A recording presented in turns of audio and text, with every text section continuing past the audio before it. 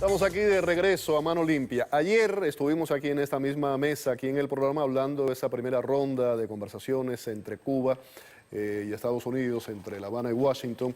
Y se produjo un intenso debate con puntos de vista diferentes, bien intencionados, por supuesto, por parte de los dos, sobre Cuba y su futuro. Hoy los protagonistas de ese encuentro regresan, Tony Cotarello, Gustavo Marín, un republicano, un demócrata, puntos de vista diferentes. Los dos, por supuesto, que quieren lo mejor para Cuba y creo que coincidimos en un futuro con una Cuba democrática, con elecciones libres. Creo que eso es lo que todos deseamos. Ayer hablábamos un poco de ese primer encuentro. Hoy se habló ya del restablecimiento de las embajadas y quisiera una reacción rápida a lo que se dijo en el día de hoy cuando escuchamos la versión cubana y la versión estadounidense. Fundamentalmente es que yo creo que, y lo dije ayer y lo sigo manteniendo, el gobierno de Cuba,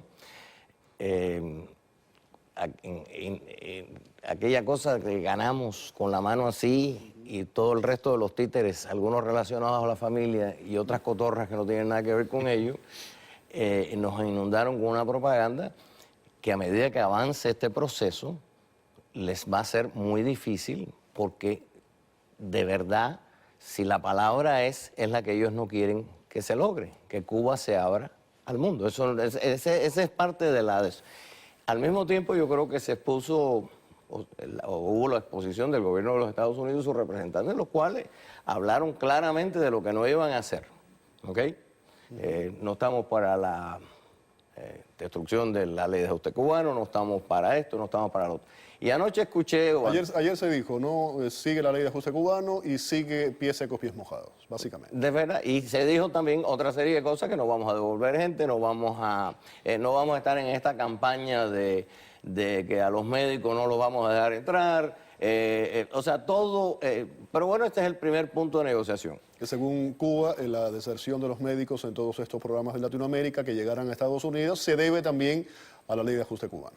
No, y se debe a lo que ellos creen que es una conspiración mundial y todo lo demás. El problema es que después del primer acto de esta comedia, tienen que venir los demás en esta novela. Y el problema es que si usted no quiere que los médicos se le vayan y usted no quiere que ocurra este tipo de cosas, pues usted, de una manera u otra, tiene que crear determinadas condiciones para mejorar la calidad de la vida del pueblo de Cuba en todos sus niveles. Y ahí es parte del quita y pon de lo que va a hacer. Yo más que principios estoy interesado en finales. Y yo creo que esto es parte de lo que tenemos. Y en una estrategia. Y yo creo que esto eventualmente, una cosa piensan ellos, y aquel chiste cubano de que una cosa piensa el borracho y la otra el bodeguero, pero definitivamente sí hay dos posiciones. Pero en estos momentos hay una diferencia. La diferencia es que este gobierno de Cuba, sus alternativas de búsqueda de fondos, la fe interna dentro de su propia población, aún dentro de sus supuestos militantes, se ha extinguido soberanamente. Sin lugar a dudas. Quiero ir con Tony, a ver Tony qué piensa, cuéntame. No, yo pienso honestamente que la retórica ahora pues ha tomado otro plano y lo que vamos a tener por los próximos días va a ser las relaciones entre dos burocracias, ¿no? Porque básicamente lo que vemos es el diálogo entre dos burócratas, un burócrata de Washington y la burócrata de Cuba. Y ahí es simplemente lo que vamos a ver, relaciones, van a hablar sobre los pormenores y de vez en cuando van a soltar algo que sea revelante o algo que sea interesante, pero realmente yo no veo ni mucha noticia por el momento. Esto se pica y se extiende y yo no lo veo como que vamos a tener un final o un resultado inmediato. Gustavo, dice el lado cubano que a La Habana le es difícil de hablar de un restablecimiento de relaciones con Washington mientras tengan a Cuba en la lista de países patrocinadores del terrorismo. ¿Cuba debe estar en esa lista? ¿La deben sacar? Bueno, si me haces la pregunta a mí personalmente, definitivamente. Yo creo el barco que coreano, el barco coreano, ¿qué tiempo hace del tema del barco coreano? El definitivo. Yo creo que, además del barco coreano, sí, definitivamente. Yo creo que si vemos sus invasiones en América Latina, la subversión en otra época de los 60 y los 70 y todo ha variado y si buscas... Se gastaron la subvención que le daba la Unión Soviética, $2.000 millones de dólares anuales en la guerra de guerrillas en América Latina y en meterse en el real. Aunque vamos a ser sinceros igualmente, no vamos a ignorar que todos los gobiernos de Cuba, previo al del dictador Castro, también auspiciaron invasiones en América Latina. Pero ¿sabes qué? Pero Sí, eso fue nada más uno o dos casos, ¿no? pero, Tony, vamos a suponer que sea así. Eran otros tiempos. Estamos hablando de esta época. Cuba, No, y era empujado mayormente por elementos universitarios. Correcto. Estamos hablando en la República de Santo Domingo, estamos hablando básicamente. Real, pero lo que trato de decirte también... Costa Rica, claro, por más nada. Es real, y yo no voy a comparar una cosa con la otra, porque aparte de todo había los fondos de la Unión Soviética de un lado, pero sí lo había. En Cuba vivieron todos los exiliados cubanos, el APRA se fundó en Cuba. Porque era un lugar intelectual. Pero es que yo no lo estoy acusando, lo que te trato de decir es que no podemos a veces separar que han sido tendencias nacionales del pueblo. Ahora, pero Gustavo, no puede compararse lo que hacía en términos intelectuales, que teníamos a disidentes o a personas opositoras de las dictaduras que existían en Centro y Suramérica. No vamos a comparar eso con lo que pasa actualmente, donde se apoya en una política del terrorismo. Todo lo que desestabilice al mundo entero, la sociedad y la estructura en todas partes del mundo, Fidel Castro está detrás de todo eso. La pregunta es si hoy en día está en la misma... Vamos a la pregunta que yo te hice. ¿Debe estar Cuba en la lista de los países terroristas? Que definitivamente yo entiendo las diferencias, pero lo que entiendo también es que ha habido otras tendencias en la propia República de Cuba que también se han prestado. Ahora, y por supuesto este es peor. No, eso no lo vamos a discutir. Ahora, ¿debe estar en estos momentos? ¿Podría o no estar? Recordemos que Bush quitó a Corea del Norte en un momento dado cuando había una negociación y la sacó de la lista de países adeptos al terrorismo. Así que la lista y la función de esa lista yo creo que también puede estar sujeta, porque históricamente también lo ha sido, a los vaivenes de los intereses nacionales de los Estados Unidos en cuanto a una negociación. Y además, en la época que Cuba hacía la apología del terrorismo, que la hacía y la subvencionaba, los líderes de aquella época son los mismos que están hoy día en el poder, no han cambiado. Real, pero no todos los líderes son de esa misma magnitud, porque el presidente de Uruguay no creo que haya matado a nadie. No, hablo de Cuba, hablo de Cuba. No, los líderes, pero existe, lo que hay que ver, o sea, el final del señor Castro. Lo que te quiero decir, Ramiro Valdés, Raúl Castro, que son los mismos que durante todos estos 50 años estuvieron detrás de muchas de la subvención de esa guerra de guerrillas, son los que siguen hoy día en el poder. Si vamos a adjudicarle responsabilidad y vamos a abrir un juicio, definitivamente sí. Pero si vamos a ver, y a esto es lo que trato de decirte en este sentido, si siguen con ese estalinismo a la ultranza y ese pseudo revolucionario y ese apego al terrorismo, estas negociaciones ni ningunas les va a sentar. ¿Okay? Si existe, y yo creo que sí lo hay, elementos más pragmáticos, no es que nos quieran más, no es que sean menos de lo que ellos creen ser, pero que también escuchan y ven ciertas actitudes que puedan, porque lo ha habido en Unión Soviética, lo ha habido en otra serie de países igual. Yo creo pero los cambios no son por convicción, sino por necesidad.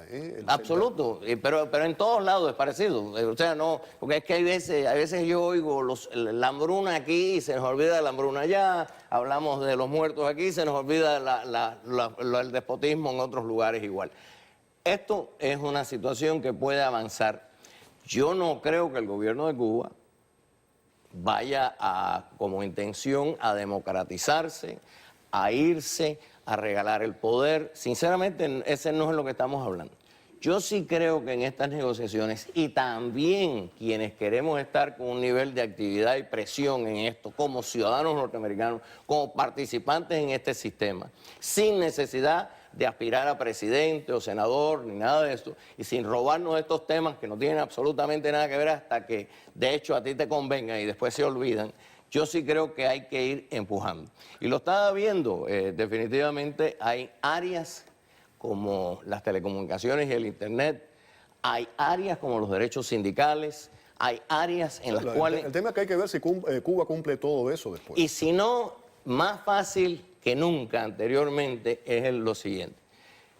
El gobierno de Cuba se ha creado una narrativa en la cual ha excusado su fracaso absoluto. Pero si durante años Cuba ha participado en todas estas cumbres iberoamericanas, han ido a las cumbres, han firmado las declaraciones basadas en los derechos humanos y en la democracia, y no ha pasado nada. No ha pasado nada, ni va a pasar nada, especialmente con un régimen o un gobierno debilucho como el que tenemos actualmente en los Estados Unidos, que no tenemos a un presidente que sea enérgico suficiente para demandarle y exigirle al pueblo de Cuba los cambios necesarios.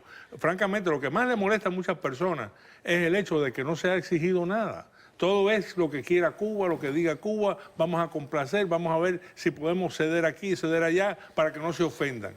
Lo quitan de la lista, ellos van a seguir haciendo lo mismo, van a seguir apoyando toda fuerza ¿Tu punto de vista cuál es? desestabilizadora. ¿Deben quitarlo o debe quedarse en esa lista? Claro que debe quedarse en esa lista. lista porque eso es todo lo que han probado hacer. Todo lo que sea una fuerza destabilizadora en las sociedades del Centro Suramérica, en todas partes del mundo. En todas partes del mundo ellos estaban cooperando. Entonces, francamente, yo sé que tú estás en desacuerdo, pero Gustavo, espérate. hay que comprender el hecho. Vamos a encauzar, porque lo que no voy a aceptar, y yo creo que en este sentido, yo no estoy ni a favor del gobierno, ni de hecho, en este sentido. Yo veo, me hablaba anteriormente de algo de debilidad, y de pronto me explotó el cerebro y me encontré en 11 hombres débiles que han estado en la Casa Blanca y la situación ha seguido igual. ¿Okay? Bueno, yo estaba leyendo aquí, mira, por ejemplo... Pero déjame terminar el punto que estoy diciendo. Esto es el punto que estoy diciendo. Pero, yo creo que tú estás en desacuerdo desde el punto de vista de que, o sea, tú no le das el mismo énfasis que le doy yo, vamos a ponerlo de esa manera. El énfasis de que este país no le debe de estar mirando a Fidel Castro si no hay cambios en la sociedad cubana y no hay cambios en su actitud hacia el resto del mundo. Esa es mi manera de pensar. Yo pienso honestamente que no debe de permitirse, porque si le permitimos todas estas cosas, ya empieza la relación ya inigual, y no solamente eso, sino va a ser un aliento para él y para otros como él alrededor del mundo a decir, no, al fin y al cabo, los americanos no se les puede creer. Tony está diciendo, es un mal ejemplo. Que se un mal ejemplo, un patrón que se establece. Yo puedo, y vamos a ser sinceros, yo puedo ver eso es un punto muy válido.